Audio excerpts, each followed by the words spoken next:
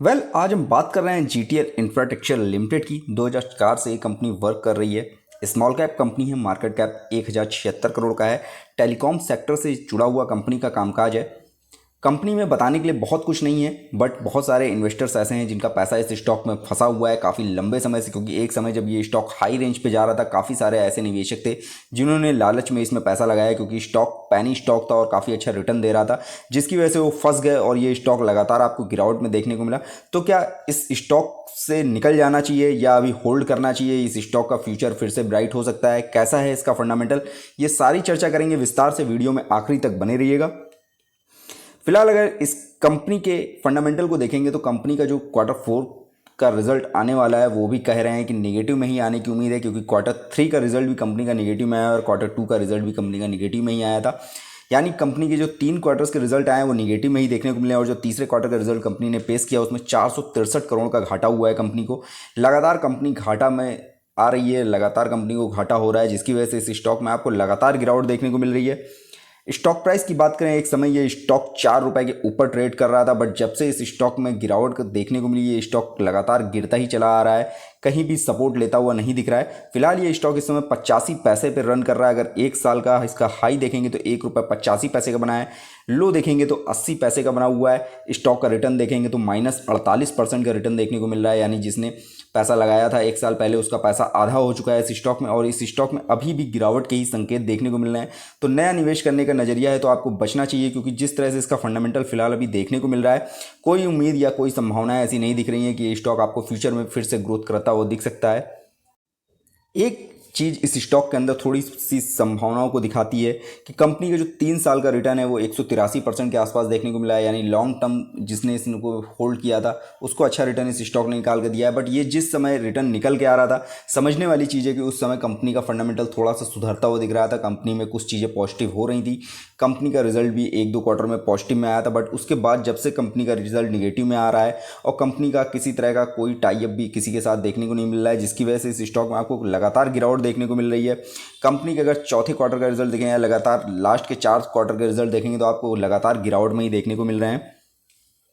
दिसंबर quarter का result अगर देखेंगे तो आप रेवेन्यू में ईयर ऑन ईयर बेस पे 3% से ज़्यादा की गिरावट है, नेट इनकम में 135% से ज़्यादा गिरावट देखने को मिली है, अर्निंग पर शेयर में भी 140% से ज़्यादा गिरावट है। वहीं नेट प्रॉफिट मार्जिन की बात करें 142% से ज़्यादा गिरावट है। यानी ओवरऑल कंपनी का फंडामेंटल बहुत ज़्यादा वीक देखने को मिल रहा है। पी रेशियो देखेंगे तो कंपनी का पी रेशियो इस समय माइनस में जा चुका है, -0.56% देखने को मिलता है। पीवी रेशियो इसका 0.39 है, ये भी माइनस में देखने को मिल रहा है। सेक्टर पी भी माइनस में, -343.38 देखने को मिलता है। सेक्टर पीवी इसका 6.51 है। वहीं सेक्टर डिविडेंड यील्ड की बात करें 0.76% देखने को मिलता है। ओवरऑल की फैक्टर्स जो भी हैं इसके वो सारे निगेटिव में देखने को मिल रहे हैं, यानी इस स्टॉक में अभी फिलहाल खरीदारी करने से बचना चाहिए। अगर आपने बहुत ज़्यादा हाई रेंज पे बाय कर रखा है तो आपको एग्जिट करने की इसमें सोचना चाहिए। अगर बहुत ज़्यादा लो लेवल पे ये स्टॉक आता है, जैसे एक समय ये स्टॉक आपको 1 रुपये 10 पैसे के आसपास देखने को मिल रहा था, उस समय बहुत सारे बायर्स ने बाय किया था, इसके अंदर 1.5 साल पहले की बात है। उसके बाद इस स्टॉक में लगातार तेजी का दौर देखने को मिला, बट 1 रुपये 10 पैसे का जो इसको सपोर्ट मिला हुआ था बहुत स्ट्रॉन्ग सपोर्ट था, और वो सपोर्ट इस समय ब्रेक हो चुका है। तो इस स्टॉक में कितनी गिरावट और देखने को मिल सकती है अभी कहा नहीं जा सकता है, बट जितना ज़्यादा ये डीप में स्टॉक आ रहा है, अगर आप नया निवेश करना चाहते हैं, नया रिस्क लेना चाहते हैं तो गिरावट में ही इसको खरीदें, बहुत ज़्यादा बढ़ते समय इसको ना खरीदें, क्योंकि इस स्टॉक में किसी तरह की कोई संभावना नहीं है कि स्टॉक आपको फ्यूचर में भी बहुत अच्छा रिटर्न प्रोवाइड करता हुआ दिख सकता है। स्टॉक के अगर फंडामेंटल को देखेंगे, क्वार्टर ऑन क्वार्टर बेस पे कंपेयर करेंगे तो टोटल इनकम में 0.17% की गिरावट देखने को मिली है। टोटल इनकम में ईबीआईटी कंपनी का और ज़्यादा घाटे में चला गया, जो 122 करोड़ का घाटा था सितंबर क्वार्टर में, वो दिसंबर क्वार्टर में बढ़ के 268 करोड़ का हो गया है। यानी कंपनी बहुत बुरी तरह से ख़राब होती जा रही है, इसके फंडामेंटल बहुत बुरी तरह से बिगड़ते हुए जा रहे हैं। दिसंबर क्वार्टर में कंपनी ने रेवेन्यू 359 करोड़ का कमाया है, नेट लॉस 463 करोड़ से ज़्यादा का हुआ है, अर्निंग पर शेयर -36 पैसे पहुंच गई, जो सितंबर क्वार्टर में -25 पैसे थी। यानी कंपनी का हाल जो है वो हर क्वार्टर में और ज़्यादा खराब होता हुआ जा रहा है। फाइनेंशियल ट्रेंड देखेंगे कंपनी का 2019 में भी घाटा था, 20 में भी घाटा था, 21 में भी घाटा है और 22 में भी घाटा, और ये घाटा लगातार आपको बढ़ता हुआ दिख रहा है। 2020 में 1086 करोड़ का घाटा था, बट 21 में 1027 करोड़ का घाटा हुआ। थोड़ा सा प्रॉफिट इस बीच आया था कंपनी का, जिसकी वजह से कंपनी के शेयर में उछाल देखने को मिली थी, बट उसके बाद फिर से कंपनी का रिजल्ट जो है निगेटिव में आना शुरू हुआ और स्टॉक प्राइस में लगातार आपको गिरावट देखने को मिली। जो घाटा 2022 में 1047 करोड़ का घाटा हुआ है, और जिस तरह से लास्ट के 3 ईयर्स क्वार्टर्स के रिजल्ट आए हैं कंपनी के, वो भी घाटे में आए हैं। फोर्थ क्वार्टर का रिजल्ट भी घाटे में ही आने की उम्मीद है, तो आपको 2023 का रिजल्ट भी और ज़्यादा माइनस में जाता हुआ दिख सकता है।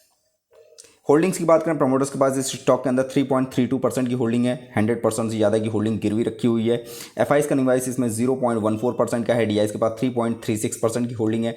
वहीं बाकी बची हुई सारी होल्डिंग्स करीब 93% के आसपास की होल्डिंग रिटेल इन्वेस्टर्स के पास है, यानी रिटेल इन्वेस्टर्स में बहुत बुरी तरह से फंसा हुआ है इस स्टॉक के अंदर।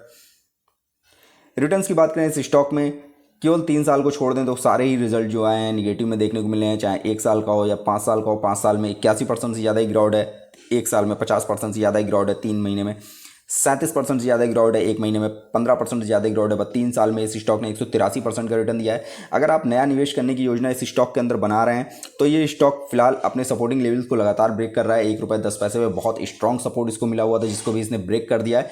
फिलहाल ये स्टॉक अभी जितना नीचे आ रहा है, अगर इसमें नई बाइंग करेंगे, रिस्क लेके बाइंग करेंगे, तो हो सकता है ये स्टॉक आपको थोड़ा बहुत कमाई करवा दे। फिलहाल इस स्टॉक में मेरी सलाह यही रहेगी कि आपको इस ऐसे स्टॉक्स में निवेश करने से बचना चाहिए जिसमें जोखिम बहुत ज़्यादा रहता है और रिटर्न मिलने की संभावनाएं बहुत कम रहती हैं। वेल फ्रेंड्स, ये वीडियो मैंने सिर्फ आपकी नॉलेज पर्पस से बनाया है। किसी भी तरह का निवेश करने से पहले अपने फाइनेंशियल एडवाइजर की सलाह जरूर ले लें। वीडियो पसंद आए तो लाइक कमेंट करके जरूर बताइएगा। वीडियो देखने के लिए बहुत बहुत धन्यवाद।